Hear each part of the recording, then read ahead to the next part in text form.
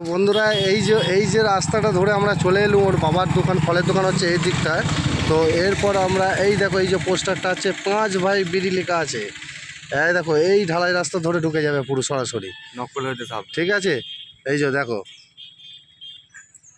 চলো ধরো।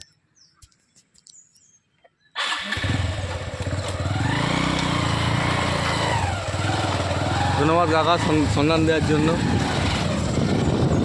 এই দেখো রাস্তা,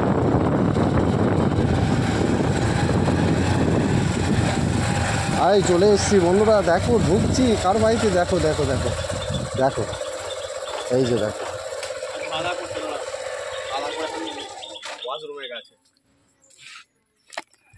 দেখতে পাচ্ছ বন্ধুরা, চিনতে পারছো কোথায় এসছি? আরে ইয়ার বন্ধু দেখো, সেই ভক্তর বাড়িতে চলে এসছি। দেখো এটাই হচ্ছে সেই ভক্ত, দেখতে পাচ্ছ তো। আমাদের ভাগ্য, আজ ভাগ্যকে মানুষকে কোথায় নিয়ে যায়। তো আজ মানুষের মধ্যে বিরাট কোহলির পাঁচ হয়েছে, সেই ভাগ্য দেবতার কাছে চলে এসেছি, ভক্তের কাছে চলে এসেছি। এই তো সেই ভক্ত। তো বন্ধুরা কেনা ভক্ত হবে না বলো? কত বড় বাউন্ডারি দেখো। এই বাউন্ডারির মধ্যে খেলতে অবশ্যই খেলাধুলো করারই একটা জায়গা। এছাড়া এখানে দেখতে পাচ্ছ তার বাড়ির আশপাশে যে ভিউটা দেখতে পাচ্ছ, কত অসাধারণ একটা ভিউ। দেখো বন্ধুরা আশপাশে কত গাছপালা, দেখো কত সুন্দর পরিবেশ। এই পরিবেশ থেকে উঠে আজ গেছে, দেখো এই যে পরিবেশ, দেখো কত সুন্দর পরিবেশ। দেখো এই যে, আরে দেখো বন্ধুরা কি আসছে, দেখো দেখো দেখো, চিনতে পারছো? আই দেখো আমাদের সেই ভক্ত। দেখো বলো ভাই কেমন আছো? ভালো আছে। আচ্ছা যাই হোক, আজকে আমি অনেক দূর থেকে এসেছি খুঁজে খুঁজে তোমার এই বাড়ির ঠিকানায়, ঠিক আছে। তোমার বাবার দোকানে গেছিলাম, ফলের দোকানে, তো ওখান থেকে হয়ে তোমার ঠিকানা পেলাম। তো আস্তে আস্তে মানুষের সঙ্গে জিজ্ঞেস করে আশা করি আজকে যে কথাটা আমি জিজ্ঞেস করছি, যে তোমার আগামী দিন কি বিরাট কোহলির ব্যাপারে কোনো চিন্তা ভাবনা আছে? হয়ে খেলার ইচ্ছা আছে। আচ্ছা, আর তুমি যে এই যে আজকে গর্বিত যে বিরাট কোহলির কাছে যেতে পেরেছো, এই নিয়ে কি বলবে? আমি হ্যাঁ জোরে একটু বলো। বলবো যে আমি যেটা করেছি সেটা ভুল করেছি, যেন আমার মতো কেউ না করে। আমার সিচুয়েশনটা অন্যরকম ছিল, আমি লাকি পার্সন ছিলাম যে আমাকে কেউ মারেনি, কোনো পুলিশ অফিসার গায়ে হাত দেয়নি, ভালো ব্যবহার করেছে। আচ্ছা তো সিচুয়েশন অনুযায়ী যদি অন্য কেউ চলে যায়, সে ও সিচুয়েশন খারাপ হলে তার শাস্তি হতে পারে, মারতেও পারে। তো আমার মতো এরমভাবে করাটা উচিত হয় না, আমারও এটা করতে বারণ করবো আমি সবাইকে। আচ্ছা, এই নিয়ে কি তুমি কোনো গর্বিত? না, আমি গেছি স্যারে পা ধরেছি এটা নিয়ে গর্বিত, কিন্তু প্রোটোকল ভেঙে যেটা গেছি সেটা তো আমার অন্যায় হয়েছে। আচ্ছা আচ্ছা, আমি বলছি বিরাট কোহলি যে এই যে বিরাট কোহলির পাটা যখন ছুঁলে তুমি, তখন কতটা গর্বিত লাগছিল তোমার মধ্যে? কতটা মনে সাহস নিয়ে গেছিলে? আমি যখন সামনে গিয়ে দাঁড়াই তখন তো আমার পুরো একদম হার্টবিট মনে হয় বন্ধ হয়ে যাবো অবস্থা। যখন পা ধরি, যখন জড়িয়ে ধরে, তখন ভাবলাম শেষ আমি। আচ্ছা, সেই মুহূর্তটা বিরাট কোহলি কি বললো তোমাকে? এই মুহূর্তে যখন পা ধরলাম তখন স্যার আমাকে তুললো, হ্যাঁ, তুলে বললো ভাই উঠ যা, নাম বল। নামটা বলার সাথে সাথে বললো ভাই তুই ভাগ যা। আচ্ছা তারপর সিকিউরিটি যখন এলো, সিকিউরিটিগুলোকে বলে দিল স্যার যেরকম ইসকো কুছ মত করনা, মারনা আর ছোড় দেনা। আচ্ছা আচ্ছা সেই জন্য আমাকে কিছু করেনি, মারেও নেই, কেউ গায়ে হাতও দেয়নি। আচ্ছা, তো তোমরা সকলেই মুখটা দেখে চিনতে পারছো। তো সেই ভক্তর বাড়িতে চলে এসেছি।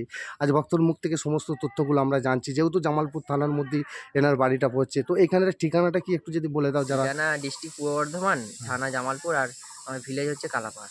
আচ্ছা আচ্ছা, তো আমরা যে এটা সোশ্যাল মিডিয়ায় আমরা প্রতিনিয়ত দেখছি, তোমার মুখটা সবসময় প্রতিনিয়ত দেখে যাচ্ছি যে তোমাকে কোর্টে নিয়ে যাচ্ছে, কোর্টে নিয়ে যে সাংবাদিকরা তোমার সঙ্গে ইন্টারভিউ নিচ্ছে, তারপর সাংবাদিকরা তোমাকে জিজ্ঞেস করছে যে কোর্টে কি হলো, কি এই সব ফাইসাল্লা, এই ব্যাপারে কি বলবে তুমি? কোর্টে ফার্স্ট দিন যখন আমায় নিয়ে যায়, তো সেদিন রবিবার সানডে ছিল বলে সেই দিনকে ছাড়েনি, কেউ ক্লাস নেই। তারপরের দিন আমাকে যখন নিয়ে যায়, তখন জাজ দেখে আমাকে দেখে হাসে, এবার একে তো চিনি আমি।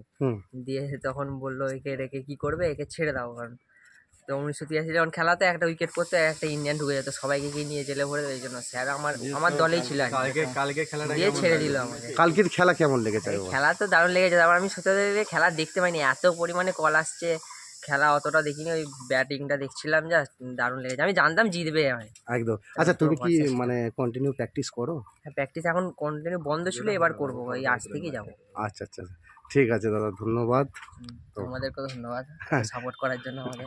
একদম, আমি যতটা টিভি দেখছি, লাইভ দেখতে হট করে দেখছি, টপ খাচ্ছো। আমি যতটা পারছি আমার এইখান থেকে ভাইরাল করার চেষ্টা করছি। আশা করি তোমার আগামী দিন, তোমার দিন মানে জার্নিটা যেন ভালো হয়, সেটাও চাই।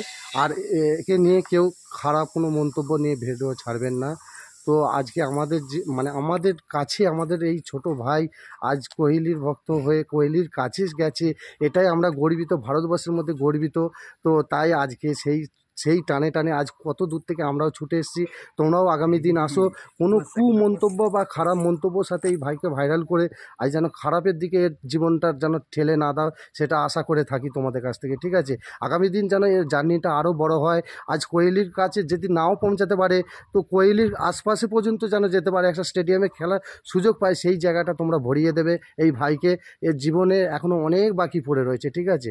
তো এইটুকুই আমার বক্তব্য রইল। আর আপনি কি মা হন নাকি? আচ্ছা, ভালো আছেন তো? আর এই যে দেখুন এনারই জন্মদাতা মা, তো এই মা আর ছেলে ইনি, ঠিক আছে? তো আজ গর্বিত জামালপুরের মধ্যে আজকে একজন আমাদের গর্বিত হয়ে উঠেছে। আশা করি এর জীবনটা যেন ভালো যায়, আগামী দিন চলার পথটাও যেন ভালো যায়, ঠিক আছে? ওকে, ধন্যবাদ। একদম, নামটা কি বলে দাও একটু? ঋতুপর্ণ পাখিরা। ঋতুপর্ণ পাখিরা, আচ্ছা, থ্যাংক ইউ।